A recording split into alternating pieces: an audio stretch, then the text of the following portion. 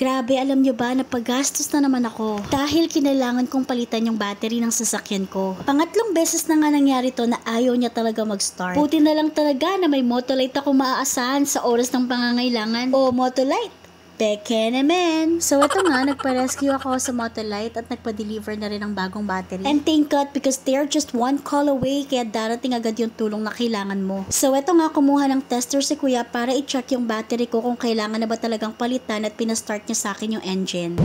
Start ko?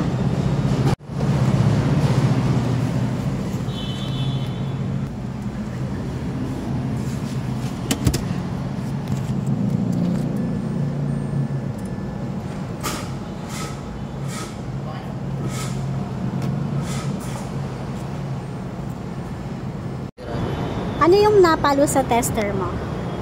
4. 4? Ano dapat? Dapat 9 to 10. Ganon. So ayun nga, hindi na talaga in good condition yung battery ko. Sabi ni kuya, pumapalo na lang siya ng 4 sa tester. So dapat daw 9 to 10. At sana all, ganun lahat kadaling palitan. Oops! Eme! Eto nga, tatanggalin na ni kuya yung battery na nakalagay sa auto ko. So quick backstory lang guys. So sabi ko nga kanina na pangatlong beses na to nangyari sa akin. At yung unang beses na nangyari to ay kasalanan ko talaga. Dahil may naiwan akong ilaw na nakabukas sa loob ng sasakyan dahil sa kamamadali ko. At nagtaka nga ako kung bakit nung pag-uwi ko ay ayaw niya nang mag-start. At na-recall ko na nangyari na to sa amin sa sasakyan ng tita ko. So inisip ko kaagad na baka na-drain yung battery ng sasakyan. Nagtry ako humingi ng tulong sa mga nakapark din kaso wala silang pang jump start. Mabuti na lang din at nag-message ako sa mga workmates ko. At isa nga sa kanilang nakapagsabi sa akin na may services na ino-offer si Motolite for road assistance. So agad kong tinawagan yung hotline nila para magpa-rescue. So ayan, nakita nyo na nilagay na ni kuya yung bagong battery. Pero mabalik nga lang tayo sa kwento ko. So binigay ko yung location ko sa customer service nila and they sent someone to help me. Naghintay lang ako for about 20 to 30 minutes dahil yung pinapunta nila ay galing pa sa branch nila sa Makati. And guys, take note if this happens to you and you need assistance para i-jumpstart din yung sasakyan nyo. So with this Motolite Rescue, you only have to pay 200 pesos kung Motolite yung battery mo. But if it's non-Motolite, then you have to pay 300 pesos for the service. You can also check with Motolite kung magkano yung ibang services na ino-offer nila. Cut lang muna natin saglit yung kwento ko dahil tapos na si kuya magkabit ng bagong battery and pinatry niya sa akin ipastart yung sasakyan. Ang galing kuya!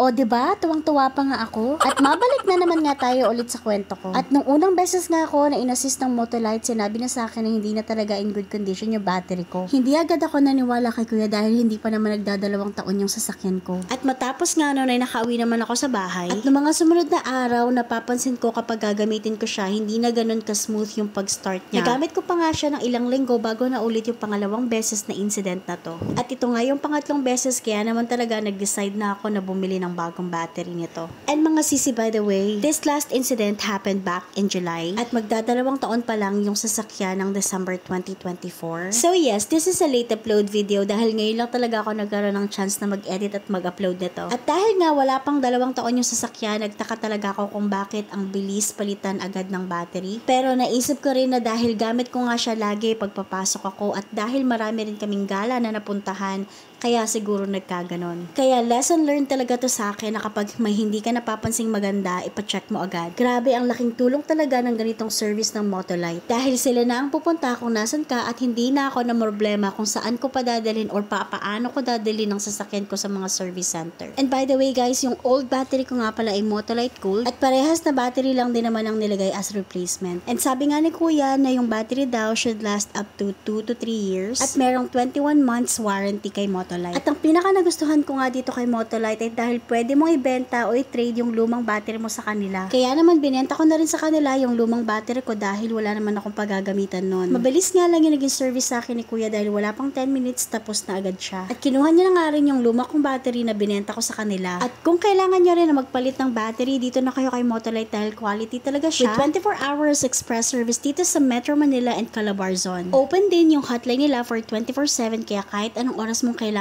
ng tulong, andyan sila para sa'yo. And guys, you can check out their website for more information at www.motolite.com. And ito na nga, pinapakita na sa akin ni kuya kung magkano yung total na babayaran ko. So ayan, nakalis na si kuya after kong mabayaran lahat at eto na nga yung total. So meron ding binigay na warranty certificate at resibo si kuya. Nakalagay din dito sa loob ng certificate na to kung ano yung mga batteries na meron sila. At yung binili ko nga pamalit sa battery ko ay Gold 21. Yung presyo nga ng battery binili ko ay 5,600 pesos. Binawas na nila yung trade-in kong battery for 328 pesos. Kaya ang total na binayaran ko ay 5,272. Yun lamang po. Bye!